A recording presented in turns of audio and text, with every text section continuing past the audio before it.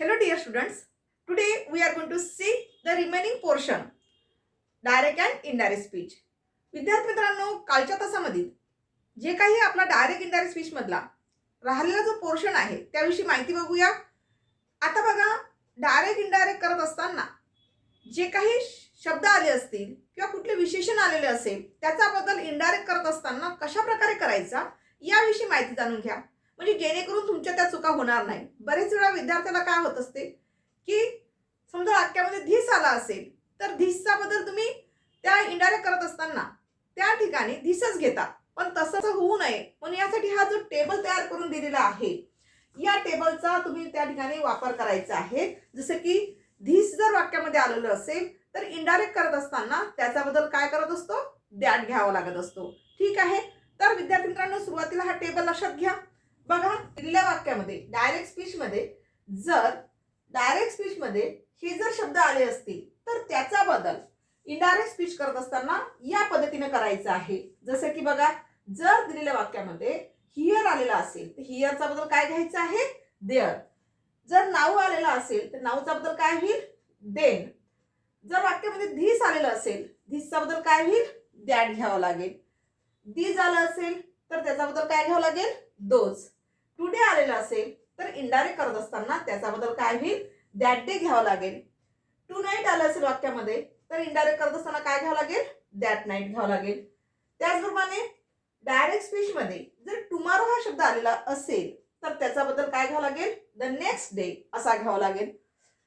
तसंच एस्टरडे आलेला असेल तर एस्टरडेचा बदल काय होईल, द डे बिफोर किंवा प्रिव्हियस डे असा सुद्धा घेता येते. एक तर तुम्ही इनडायरेक्ट करत असताना द डे बिफोर घेऊ शकता, द डे बिफोर असं घेऊ शकता किंवा द प्रिव्हियस डे असं सुद्धा घेऊ शकता. ठीक आहे, दोन पैकी एक तुम्ही कोणतेही त्या ठिकाणी वापर करू शकता. त्याचबरोबर ॲगो आला असेल वाक्यामध्ये तर बिफोरचा वापर करू शकता आणि दस जर वाक्यात आलं असेल सो हा शब्द त्या ठिकाणी इनडायरेक्ट करत असताना वापर करायचा असतो. म्हणजेच काय, हे तुमचं इनडायरेक्ट करत असताना ही एक सगळ्यात महत्वाची की आहे. म्हणजे तुम्हाला बदल कसा करायचा, बऱ्याच विद्यार्थ्यांना बदल करायचं माहिती नसते. त्यामुळे हा या ठिकाणी हे सगळे शब्द जे दिलेले आहे हे सगळे शब्द वहीमध्ये लिहून घ्या, कारण जेणेकरून ज्यावेळेस आपण डायरेक्ट टू इनडायरेक्ट स्पीच बनवतो त्यावेळेला अशा प्रकारचं जर वाक्य आलं असेल तर त्याचा बदल अशा पद्धतीने त्या ठिकाणी करावा लागेल. Let us see some examples of direct and indirect speech. Number 1, the man said, comma inverted कॉमामध्ये, the man said comma inverted कॉमामध्ये, I don't know, I don't know anyone here.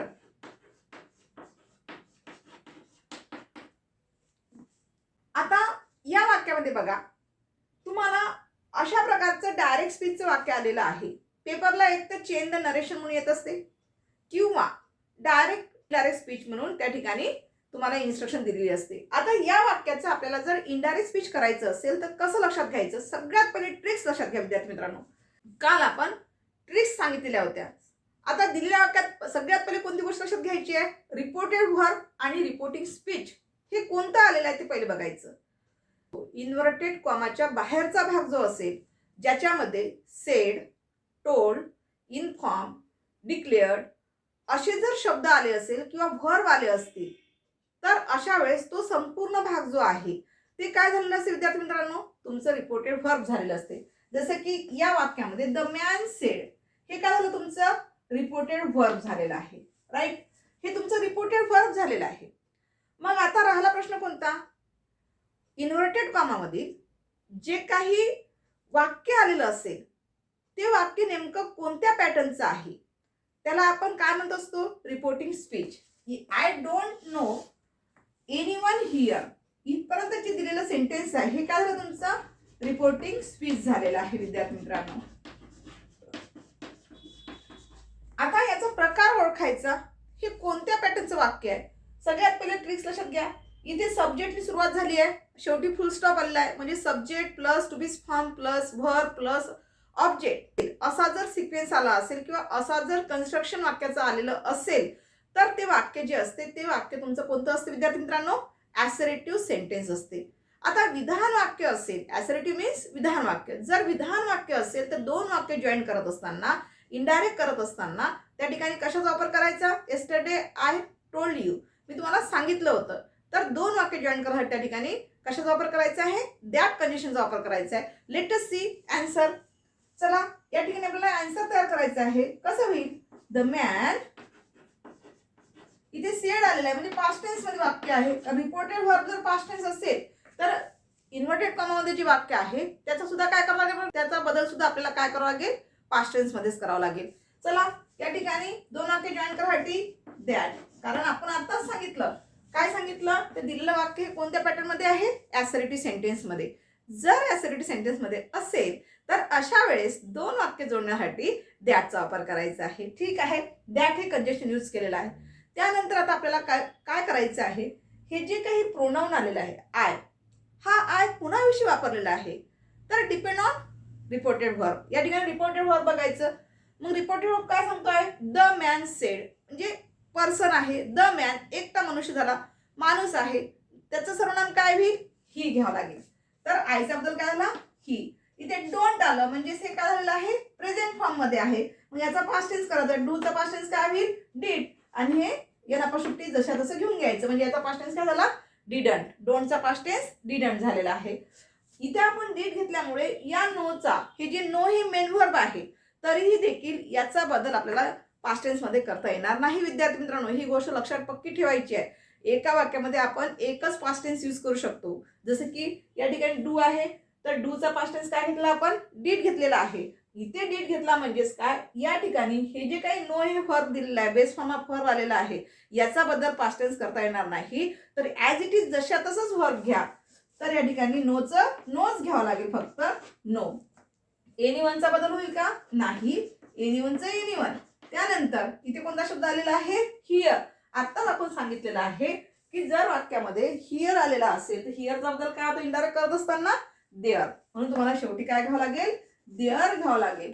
जर इन केस तुम्ही इथे लिहिताना चुकलात, हिअरच लिहिलं तरी तुमचं उत्तर एका अक्षराने सुद्धा तुमचं उत्तर काय होऊ शकते? त्या ठिकाणी रॉंग होऊ शकेल. म्हणून हिअरचा बदल काय घ्यावं लागेल?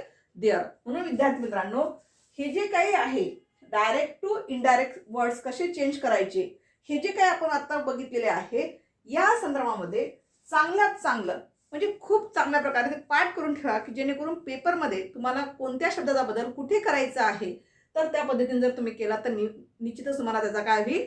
फायदा होईल. अशा पद्धतीने याचा आन्सर तयार होईल. बघा आन्सर कसं झालेला आहे? The man said that he didn't know anyone there. विद्यार्थी मित्रांनो, या ठिकाणी हे जे काही सेकंड सेंटेन्स आहे, या सेकंड सेंटेन्स मध्ये आपण रिपोर्टेड व्हर्ब कसा दिलेला आहे? या ठिकाणी सिंपल प्रेझेंट टेन्स आलेला आहे. त्यामुळे डायरेक्ट इनडायरेक्ट करत असताना म्हणजे डायरेक्टचं वाक्य जे दिलेलं आहे डायरेक्ट स्पीचचं, हे सुद्धा तुम्हाला कसं दिसत आहे? सरळ सरळ लक्षात घ्यायचं आहे की प्रेझेंट फॉर्म यूज केलेला आहे या ठिकाणी. मग आता याचा आपल्याला इनडायरेक्ट करत असताना सुद्धा या काळामध्ये बदल करायचा नाही आपल्याला. म्हणजेच कसं होईल बघा? आय से, रिपोर्टेड व्हर्ब जशा तसं घ्यायचं. सेचा पास्ट टेन्स सेड करायचा नाही, जसं आहे तसंच घ्यायचं. दोन वाक्य जॉईन करण्यासाठी दॅट घ्या. बोलणारा कोण आहे? आय. म्हणजे आय हे सर्वनाम जे आहे तर याच्याविषयी आपल्याला आयचा बद्दल काय करता येईल? आयच घ्यावं लागेल. इथे विल आहे, विलचा पास्ट टेन्स करता येणार नाही कारण रिपोर्टेड व्हर्ब कसा आहे? प्रेझेंट फॉर्म मध्ये आहे. म्हणून इथे विलचा बद्दल सुद्धा विलच होईल. मॅनेज, मॅनेजचं मॅनेज, इटचं इट आणि any how as it is. म्हणजेच काय बघा, काय लक्षात आलेलं आहे? जर रिपोर्टेड व्हर्ब जर सिंपल प्रेझेंट टेन्स मध्ये येत असेल तर रिपोर्टिंग स्पीच जी आहे त्यामध्ये सुद्धा कोणताही बदल करायचा नाही. फक्त बदल हा कशाचा होत असतो विद्यार्थी मित्रांनो? फक्त बदल हा प्रोनाउनचा बदल होत असतो. ठीक आहे. तर अशा प्रकारे आजच्या तासामध्ये जे काही आपण डायरेक्ट टू इनडायरेक्ट याचा कसा बदल होतो हे बघितलेलं आहे. त्याचप्रमाणे ते शब्द जे आहे ते चांगले पाठांतर करून ठेवा जेणेकरून उद्याच्या तासामध्ये याचा चांगला वापर करता येईल आपल्याला. पुन्हा जर सेंटेन्सच्या रूपाने बघा, जर रिपोर्टेड व्हर्ब पास्ट टेन्स मध्ये आलेलं असेल तर दिलेलं वाक्य सुद्धा आपल्याला इनडायरेक्ट करत असताना पास्ट टेन्स मध्येच करावं लागेल. सेकंड कंडिशन काय लक्षात घ्यायची आहे? रिपोर्टेड व्हर्ब जर प्रेझेंट टेन्स मध्ये आलेलं असेल तर इनडायरेक्ट स्पीच करत असताना सुद्धा ते प्रेझेंट टेन्स मध्येच राहील. Next video we will see the remaining portion of direct and indirect speech. Thank you.